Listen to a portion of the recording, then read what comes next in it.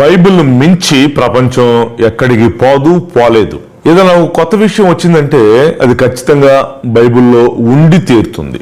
ఇప్పుడు AI, artificial intelligence, ఇంత knowledge మనిషి కృత్రిమంగా ఏర్పాటు చేసుకునే తెలివితేటలు వచ్చేస్తాయని చెప్పేసి ఎప్పుడో బైబిల్ రాసింది. దానికి ముందు నేను ఇప్పుడు ఏఐ చేసే పనులు ఫస్ట్ చెప్తాను. అసలు మైండ్ పోయిద్ది అనమాట.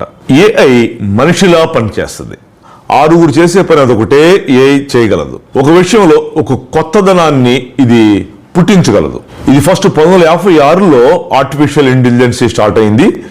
ఇది రాను రాను ఈ జ్ఞానం పెరిగిపోయి ఈనాడు ఏఐ ద్వారానే మనిషి అవసరం లేకుండా ప్రతిదీ కూడా ఈ లోకంలో తయారు చేయబడుతుంది, నడిపించబడుతుంది. ఉదాహరణకు మీకు అర్థమవటం కోసం ఈ ఆర్టిఫిషియల్ ఇంటెలిజెన్సీ ఒక రోబోట్ను కూడా తయారు చేయగలదు. ఒక రోబోట్ను తయారు చేసిన తర్వాత అది రోబోట్లను తయారు చేయటం మొదలుపెట్టింది. సోఫియా అనేటువంటి రోబోట్ను 1916లో తయారు చేశారు. 1917లో ఇది స్టార్ట్ అయింది. ఈ సోఫియా రోబోట్ సౌదీ అరేబియా దీనికి పౌరసత్వాన్ని కూడా ఇచ్చింది. ఇది మాట్లాడింది, దీనికి హావభావాలు ఉన్నాయి. ఈ ఆర్టిఫిషియల్ ఇంటెలిజెన్సీ బైబిల్లో నేను మీకు చూపించే ముందు సోఫియా రోబోట్తో మన ఆంధ్రప్రదేశ్ ముఖ్యమంత్రి చంద్రబాబు నాయుడు కుమారుడు ఆయన సోఫియాతో మాట్లాడినట్టు కొన్ని వీడియోలు మనం చూసాం. ఆయన మాట్లాడారు. అంటే ఏంటి, ఈ ఆర్టిఫిషియల్ ఇంటెలిజెన్సీ ఇంత నాలెడ్జితో ఒక రోబోట్ను తయారు చేయటం వల్ల రోబోటే పనులు చేస్తుంది. కొన్ని వందల మంది చేసే పని అదొకటే చేస్తుంది. జపాన్, చైనా, రష్యా ఇంకా చాలా దేశాల్లో ఈ రోబోట్లని హోటల్లో సర్వర్లుగా పెట్టుకుంటున్నారు. ఈ రోబోటే డోర్ డెలివరీ వస్తువుల్ని చేస్తుంది. ఈ రోబోట్లలో సోఫియా, ఫిలిప్ కెడెక్ ఇట్లాంటి చాలా రోబోట్లు తయారు చేశారు. రోబోట్ అంటే ఒక ప్రతిమ, మనిషిలాంటి ఒక ప్రతిమను తయారు చేయటం, అది మాట్లాడటం, దానికి హావభావాలు రావటం, ఇదంతా ఏం గుర్తొస్తుంది మీకు? ప్రకటన గ్రంథంలో 7 ఏండ్ల శ్రమలలో క్రీస్తు విరోధిగాడికి సపోర్ట్ చేసేటువంటి ప్రతిమ అన్నాడు. అక్కడ ఆ ప్రతిమ మాట్లాడిద్ది అన్నాడు. ఆ ప్రతిమ ఏం చేసిద్దంటే ఎవరైతే క్రీస్తు విరోధికి మొక్కలేదో ఈ ప్రతిమ వాళ్ళని చంపిద్ది అన్నాడు. దానికి మొక్కాలన్నాడు. ఇది ప్రకటన గ్రంథంలో 13వ అధ్యాయం 15వ వచనంలో ఆ ప్రతిమ మాట్లాడు అన్నాడు. దానికి నమస్కారం చేయని వారిని అది హతము చేయనన్నాడు. 7 ఏళ్ల శ్రమ రాబోతున్నటువంటి ఆ ప్రతిమ సేమ్ రోబోటే, ఆ లక్షణాలు కలిగి ఉందన్నమాట. అది దానికి ముమ్మూర్తుగానే ఇది ముందే వచ్చేసింది. యాంటీ క్రైస్ట్కి సపోర్ట్ చేసింది 7 ఏళ్ల శ్రమల్లో. దానికి మొక్కుతారు, వాళ్ళని హతం చేసింది. మొన్న ఈ రోబోట్కి పోపు గారు కూడా ఒక ఆయన మొక్కినట్టుగా మనం వీడియో చూసాం.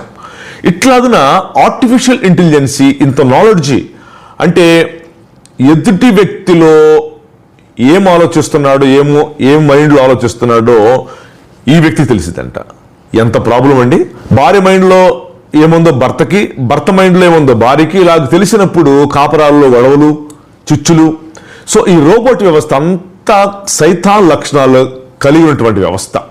ఆర్టిఫిషియల్ ఇంటెలిజెన్సీ అంత టాప్ లెవెల్లోకి వచ్చేసేసింది. మరి టైటిల్ పెట్టావుగా బాబురావు గారు మీరు, ఈ ఆర్టిఫిషియల్ ఇంటెలిజెన్సీ బైబిల్లో ఎక్కడుంది ఈ తెలివితేటలు అని ప్రభు ఎక్కడ చెప్పాడు తెలుసా మీకు? దానియేలు గ్రంథం 12వ అధ్యాయం 4వ వచనంలో ప్రభు చెప్తున్నాడు, దానియేలు నీవు ఈ మాటల్లో మరుగు చేసి అంత్యకాలం వరకు ఈ గ్రంథమును ముద్రించమన్నాడు. చాలా మంది అంత్య దినాల్లో అక్కడ చెప్పాడు నలుదిశలా సంచరించినందున వారి జ్ఞానము అధికమగును అన్నాడు అక్కడ. అదే ఈ ఆర్టిఫిషియల్ ఇంటెలిజెన్సీ అధికమయ్యేటువంటి జ్ఞానము, తెలివితేటలు. ఈ తెలివితేటలు మనిషిని చెడగొట్టేటంత టైప్కి వచ్చేసింది. అది ప్రాబ్లం. కానీ ఈ సమయంలో నేను చెప్పేది ఏంటంటే దేవుని జ్ఞానం ముందు ఈ జ్ఞానము ఎందుకు పనికిరాదు, ఒక చింపిరిగుడ్డ, పాతగుడ్డ లాంటిది అన్నమాట. ఎందుకంటే బైబిల్ గ్రంథంలో కూడా మనుషుల్ని దేవుడు చేసి టెస్ట్ కూడా చేశాడు. ఆదామావు ఫెయిల్డ్. ఆ తర్వాత మనుషులు మాట విన్నారా? నోహు కాలంలో ఫెయిల్డ్. ఆ తర్వాత ఇంకా ఈ జ్ఞానం ఎక్కడి దాకా వెళ్ళిందంటే బాబేలు గోపురం చేసుకున్నారు. మనిషి చేసినటువంటి ఈ బాబేలు గోపురాన్ని మనం వెళ్ళి చూద్దామని యెహోవా దేవుడు చెప్పినట్టుగా మనం చూస్తాం. అంటే ఎక్కడికక్కడ మనిషి తన సొంత పిచ్చి పిచ్చి తెలివితేటలని ఉపయోగించుకొని మనుషులను చెడగొట్టేటంత టెక్నాలజీ తీసుకొస్తున్నప్పుడు ఖచ్చితంగా దేవుడు తీర్పు తీరుస్తాడు. ఈ అంత్య దినాల్లో తీర్పు కోసమే ఇవన్నీ వచ్చినాయి. ఎండింగ్ టైంకి వచ్చే ముందే మనిషి జ్ఞానం వెర్రి తల్ల వేసిద్దని చెప్పాడు. ఈ జ్ఞానం చివరాఖరికి ఏమైందంటే దేవుడు చేసిన సృష్టిని ఎగతాళి చేసేదాకా వచ్చిందనమాట.